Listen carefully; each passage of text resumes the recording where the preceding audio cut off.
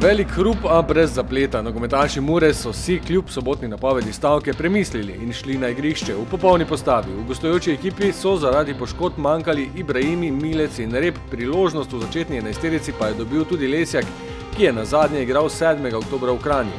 Dilema, bo tekma ali ne, ni bila moteč faktor v mariborski pripravi na tekmo in ni vplivala na zbranost. Mi smo zelo malo besed porabili na to temo. Zavedali smo se, da enostavno moramo svoje delo oddelati, ne glede proti komu bomo igrali, in tako smo se na tekmo pripravljali.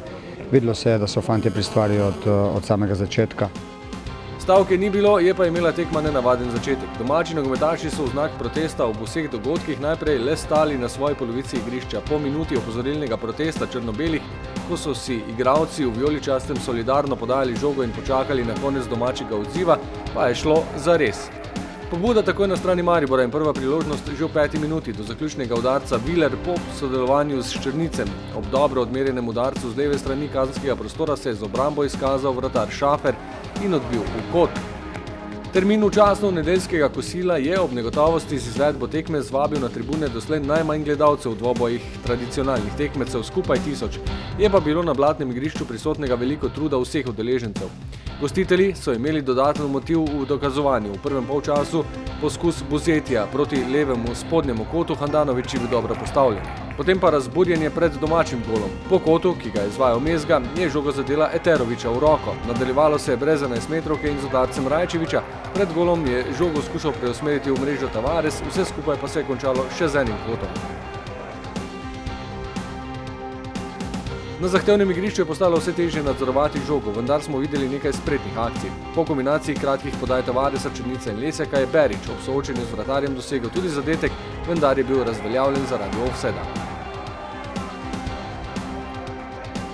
Ob vrnitvi slačilnic so domači navijači takoj dobili upanje, da se bodo veselili zadetka. Po dvoboju Mezga Janža v kazenskem prostoru je namreč sodnik Skomina že v 2. minuti nadaljevanja dosodil kazenski strel za Muro.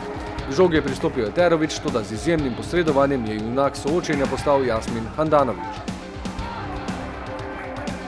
Po njegovi obrambi se je žoga odbila pred golovo črto in mreža je ostala nedotaknjena.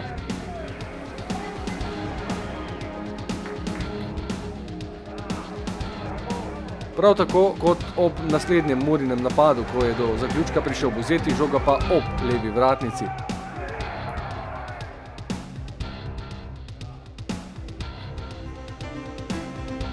Iz podobne situacije na drugi strani poskus Mezge. Žoga po udarcu z roba kazenskega prostora prav tako ob vratnici. Igra se je razživela po kotu in posredovanju Potokarja, priložnost za Muro.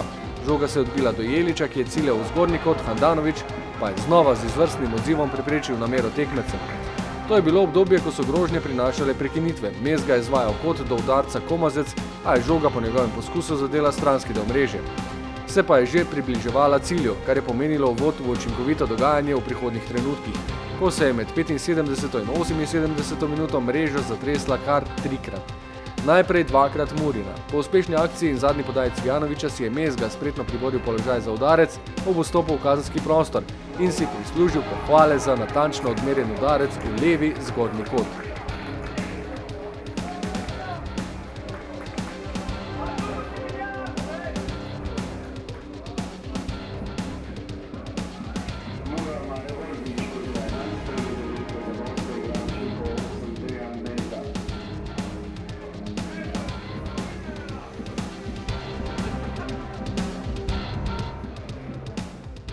Dobro, lahko pohvalim i Vilera, on je dobro isto odelao to da je z leve strane išao da mi napravi prostor in potem sam moja priložnost da šutiram drugi kot in zadel sam. 2 minuti kasneje še povišanje vodstva. Na redko viden način s prav posebno natančnostjo je zadel Cvijanović. Viler in Tavares sta kombinirala na levi strani, po kapetanovi podaji pa je Cvijanović nameril v desni kot. Žoga se je od ene vratnice odbila po golovi črti do druge vratnice in se odkotalila v mrežo. To je zadetek številka 7 v letošnjem prvenstvu za Gorana Cvijanovića, ki je vstopil v igro 6 minut pred tem.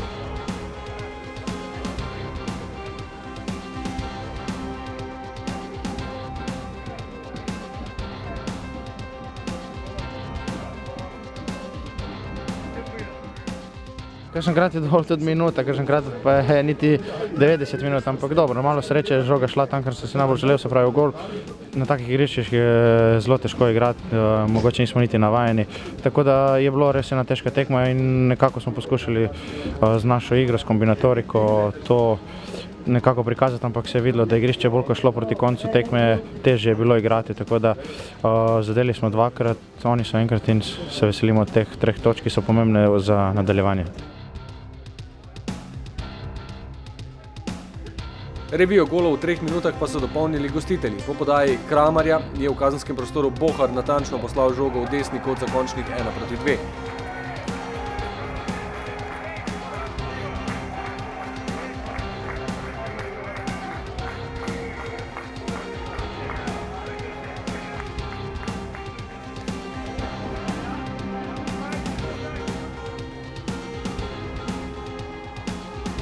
V končnici velja izpostaviti še 2 situaciji. Priložnost za Maribor, ko je Berić po uspešni akciji podal na desno stran, kjer je pritekel Komazec, toda domači vratar je preprečil še en gol. Povsem nepričakovano tik pred zaključnim sodniškim žvižgom še rdeči karton, ki si ga je z drugim rumenim prislužil Komazec, ob pričakovanju kota za domače moštvo, vendar se rezultat v zadnjih minutah ni več spremenil in zdaj, ko se lestvica dopolnjuje z manjkajočimi tekmami, znaša prednost Maribora že 9 točk. Nedeljska zmaga ob tem spoznanju prinaša dodatno pozitivno energijo pred novim velikim dogodkom v Ljudskem vrtu, ko bo v četrtek na vrsti zaključek tekmovanja v Ligi Evropa. Za tekmo proti Laziju je na voljo le še nekaj več kot 300 vstopnic. Skupnimi močmi bomo poskrbeli, da bo slovo od Evrope v slogu celotne sezone. Vijoli častno!